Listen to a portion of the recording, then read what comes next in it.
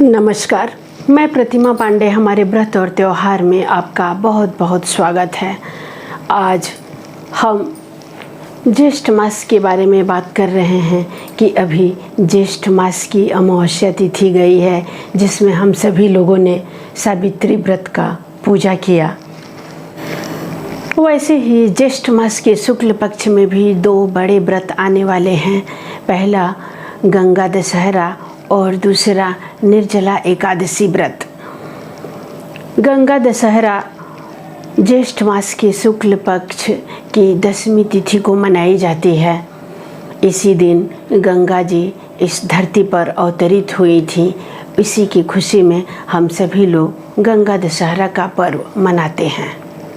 हिंदू धर्म में तो हर त्यौहार का अपना अलग अलग महत्व होता है। ज्येष्ठ मास के शुक्ल पक्ष की 10वीं तिथि को गंगा दशहरा का त्यौहार मनाया जाता है। ऐसी मान्यता है कि इस दिन गंगा दशहरा के दिन जो भी व्यक्ति गंगा में स्नान करता है उसके सारे पाप मिट जाते हैं और उसे मोक्ष की प्राप्ति होती है। इसीलिए तो माँ गंगा को पतित पावनी मोक्ष प्रदायिनी गंगा कहा जाता है। गंगा दशहरा के दिन गंगा नदी में स्नान करना, पितरों को तर्पण देना, दान करने से सब प्रकार के पापों का नाश होता है। गंगा जी कैसे धरती पर आई, इसके पीछे एक पौराणिक कथा है। ऐसी मान्यता है कि एक बार कपिल मुनि के श्राप से भागीरथ के पूर्वज जलकर भस्म हो गए। तो भागीरथ ने मुनि से पूछा कि हमारे पूर्वजों को मोक्ष की प्राप्ति कैसे होगी। तो मुनि ने बताया कि जब स्वर्ग से गंगा धरती पर आएंगी और गंगा में जब आप अपने पूर्वजों की अस्थि का विसर्जन करेंगे तब जाके इन्हें मोक्ष की प्राप्ति होगी। इस बात को सुनकर भागीरथ ने घोर तपस्या किया और वे गंगा जी को धरती पर ले आने में सफल हुए। जब गंगा जी ब्रह्मा जी के कमंडल से निकली धरती पर आने के लिए तो उनका वेग इतना तेज था जैसे कि मानो वो धरती को ही बहा ले जाएंगी। इसलिए भागीरथ ने गंगा जी को संभालने के लिए भोलेनाथ की कठोर तपस्या की। अपनी तपस्या से भोलेनाथ को प्रसन्न किया और उन्हें गंगा को संभालने के लिए मदद मांगी। भोलेनाथ ने गंगा जी को अपने मस्तक पर धारण किया। उसके बाद वो पृथ्वी पर आईं और इस तरह से राजा भागीरथ के पूर्वजों को मोक्ष की प्राप्ति हुई।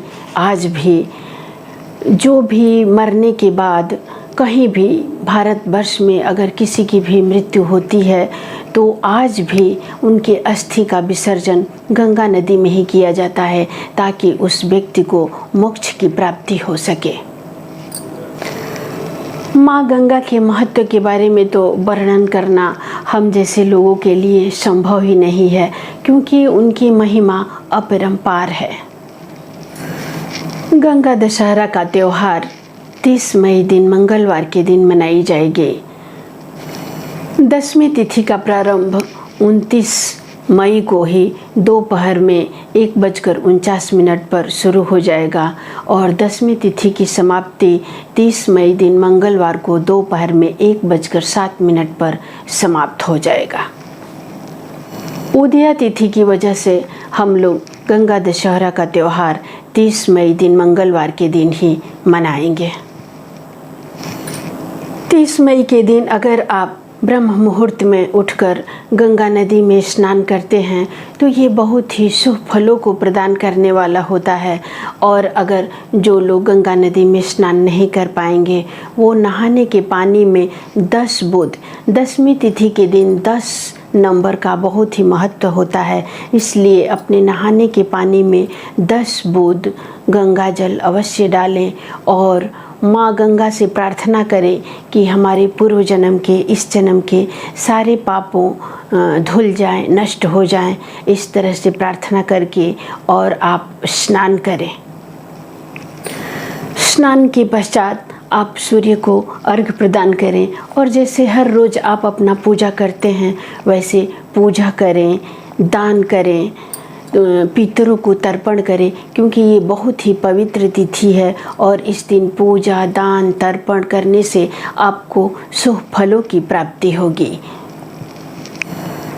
अगली वीडियो में हम एक नई जानकारी के साथ उपस्थित होंगे। हर हर गंगे।